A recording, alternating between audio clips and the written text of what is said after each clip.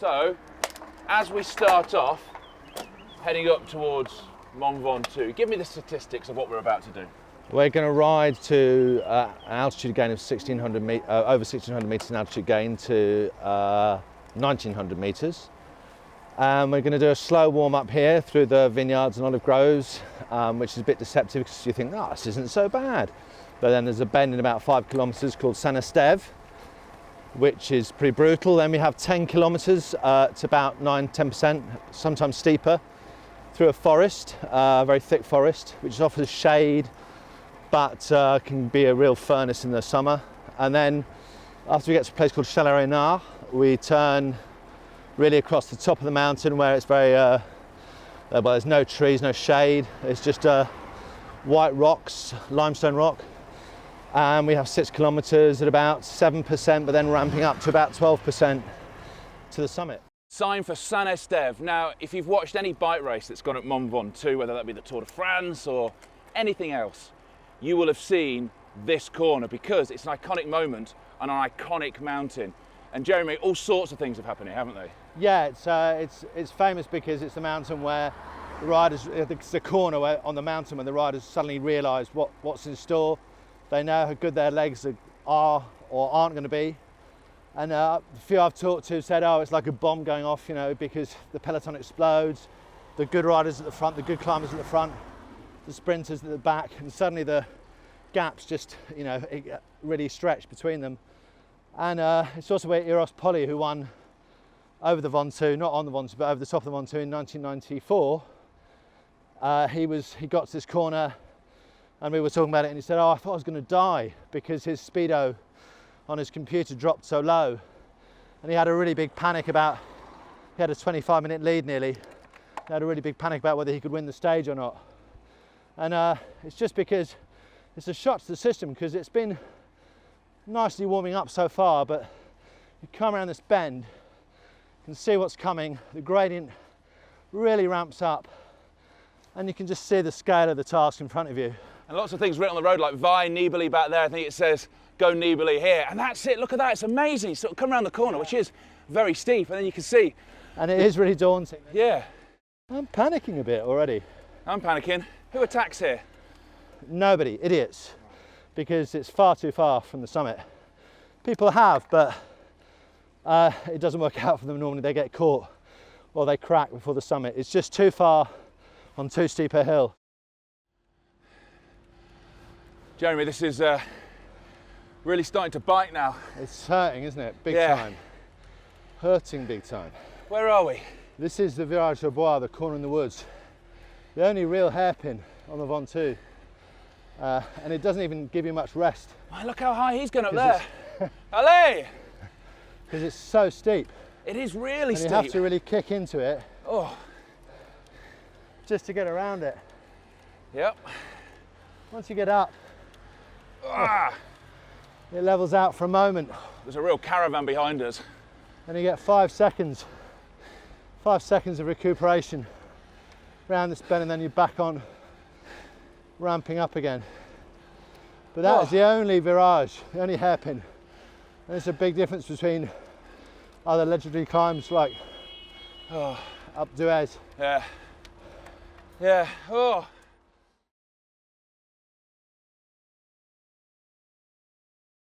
Just gone past a mark about there that says altitude's 1352. It's unrelenting.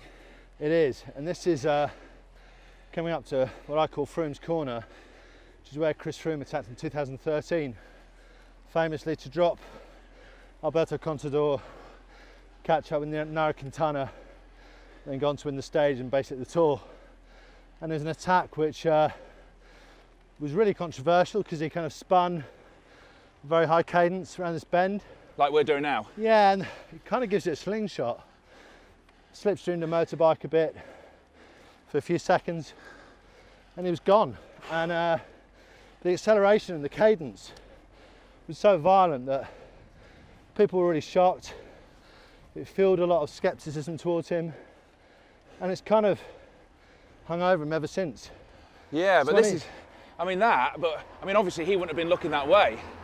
No, but just through the trees you can see how high we've climbed up. It's a really It's a really beautiful view, especially on a day as clear as today. Yeah, yeah.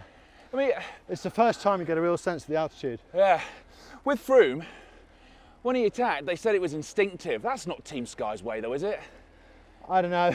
Dave Brailsford told me it was just kind of the way the race panned out. It was a good moment because Constore has this face he pulls where he grimaces a bit, dancing on the pedals a lot, more than usual, more sideways than forward. And if they were reading him, don't forget the team car would be talking to Froome as well. So maybe they were reading that body language. And also Quintana was ahead. Maybe they were worried about the gap he had. But also in 1994, Miguel Indurain accelerated there when he was in the yellow jersey and broke up a group of his rivals through his acceleration. So it's not unheard of, but Froome's acceleration a lot of people just didn't believe it was possible. Right, should we go for it then? Should we go for the acceleration? Ready? 3, 2, 1, go. But he wasn't out the saddle, that's the difference. Oh, I'm still in the saddle, but that really hurts. I'm done already. Oh, oh.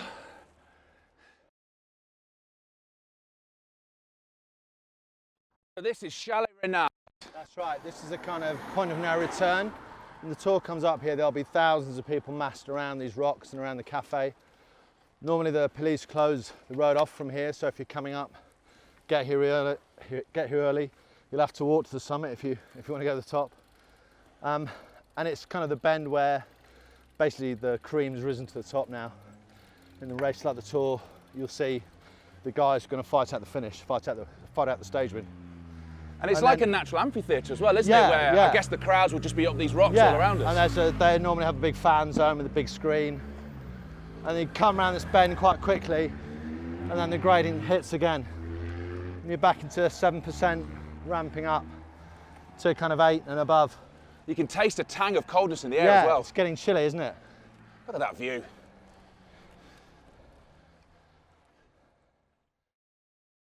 Well, we're in the shadow now of the observatory at the top of Mont Ventoux, and this is the memorial. This is a memorial to Tom Simpson.